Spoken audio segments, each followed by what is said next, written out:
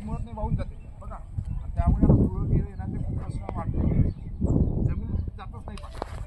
आता कसं आहे का, इथं जर बेडवर लावले, आता इथं काय होईल, याचा काय होईल, याचा आता गांडुराची संख्या वाढणार आहे, जीवाणूची संख्या जास्त वाढू.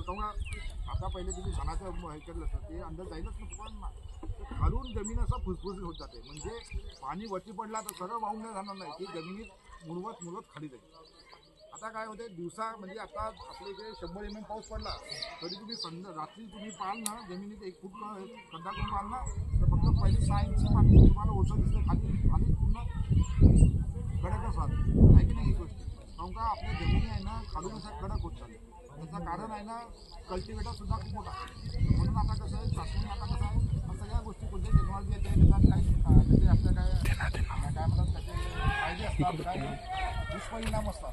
आता दुष्परिणाम कसं, जेव्हा आपण ते काम करू तेव्हा तर लक्षात येते. आता कसं रासायनिक खताचे किंवा अति पावसाचे दुष्परिणाम काय झाला की आपल्या याच्यामध्ये जेव्हा हरित क्रांती झाली, पंजाब सारख्या याच्यामध्ये मोठ्या प्रमाणात पाण्याचा वापर, मोठ्या प्रमाणात खताचा वापर झाला. आता जिथे झाला आहे की जिथं मॅक्झिमम पॉप्युलेशन कॅन्सरग्रस्त झाली आहे, तिथून एक